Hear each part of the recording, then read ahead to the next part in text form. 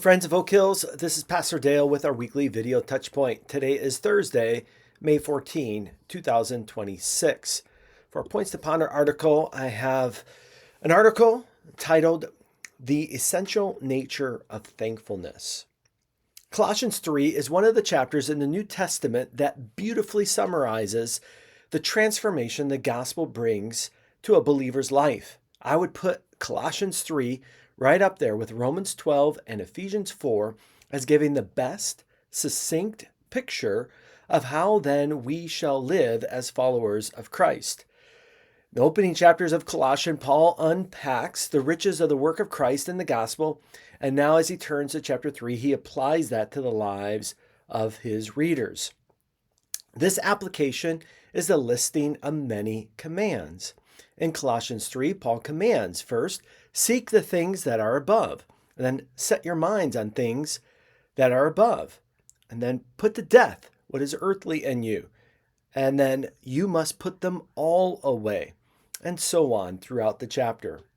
I want to draw your attention to one command that is repeated in three times in the verses 15 through 17. So let's start by just listening to these three verses. So this is Colossians 3, 15 through 17. And let the peace of Christ rule in your hearts, to which indeed you were called in one body, and be thankful. Let the word of Christ dwell in you richly, teaching and admonishing one another in all wisdom, singing psalms and hymns and spiritual songs with thankfulness in your hearts to God. And whatever you do, in word or deed, do everything in the name of the Lord Jesus, giving thanks to God the Father through him. Let's first notice that the three main commands in these verses are this. Verse 15, it says, let the peace of Christ rule in your hearts. Then verse 16, he commands, let the word of Christ dwell in you richly. And then verse 17, we hear, do everything in the name of the Lord Jesus. In these three commands, Paul focuses on our hearts, our minds, and our bodies. The loves and desires of our hearts should be centered on the goodness of Christ. Our minds should be saturated with the truths of Christ. And then the activity of our bodies should honor Christ as the Lord of our lives. As followers of Christ, everything about who we are should be Christ-centered. But there is one more command in these verses, and it gets highlighted in each of the verses. We hear it first in verse 15, where Paul simply says, and be thankful. Verse 16, he adds at the end of the verse, with thankfulness in your hearts to God. And then again in verse 17, he follows his command, do everything in the name of the Lord Jesus. He follows it with giving thanks to God the Father through him. Thankfulness is the thread that ties these three verses, these three main commands together. It ties our hearts, our minds, and our bodies together.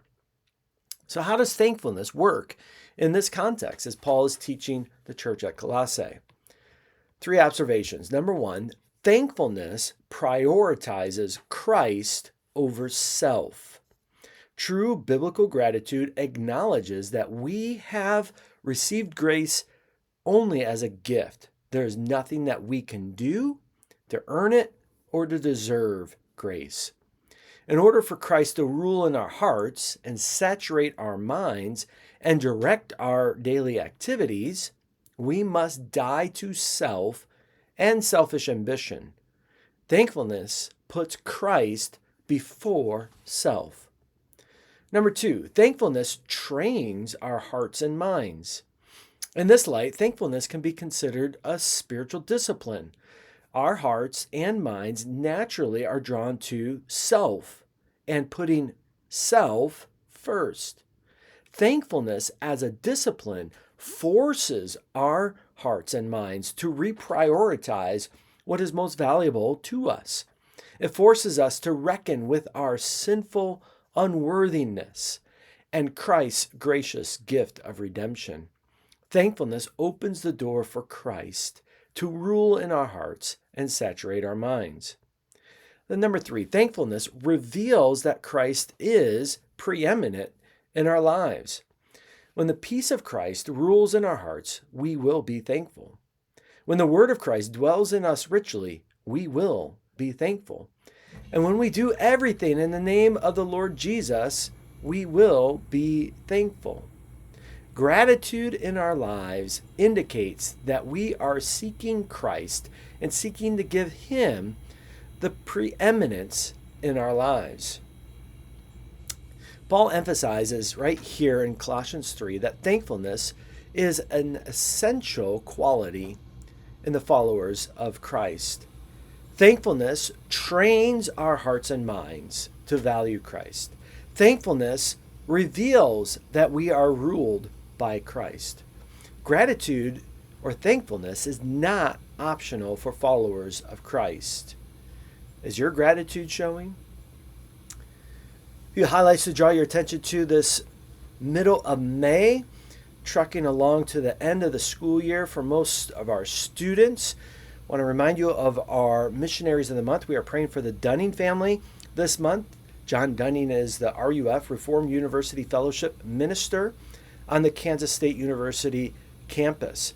So we could be praying for him and his ministry as the students are wrapping up their finals this week, leaving the campus, and as those who are going to summer conference are preparing to travel down to Florida. John will travel with them. Summer conference every May is an opportunity for students to dig into the Word, set their hearts, their minds ready in preparation for the summer. And then John will use the rest of the summer for recuperation, rest, but then also equipping, training, and preparation for a new school year that's going to come very fast in August. Let's be praying for them. The family is celebrating the graduation of Lucy, their daughter from college, and then Jack, their son from high school. So that's some big moments in the life of the Dunnings there in Manhattan. Here at Oak Hills this Saturday in 2 days, the men have a special summer kickoff. I know it's not even summer, it's not even June yet, but the men are just eager to go. They're having a summer kickoff hike at Black Hoof Park right here in West Lenexa. So check out the information. It's Saturday morning, 9 a.m. Be a part of that and enjoy fellowship with the other men as that summer activity is getting started. Our seniors have a fellowship lunch tomorrow. This is the last lunch of this semester. They take a break over the summer. And so if you are free midday tomorrow, Friday, May 15th at noon, you're welcome to come to church and enjoy a fellowship lunch with other seniors from our church family. And then looking ahead into the summer, we are planning 2 church picnics for our church family. This is an opportunity just to enjoy fellowship and interaction and friendship with one another after our worship service. The first one is going to be coming on June 7th. So it's coming soon, about 3 weeks away. Mark that on your calendar. Plan to be a part of that after church on June 7th. The last one, the second one, will be at the end of August. We'll remind you as we get closer. And then Joyplosion is our annual Vacation Bible School opportunity to love students and teach students the good news of Christ and the good news of the gospel. And so we would love for our kids to all be involved, and we would love to invite kids from our community to join us.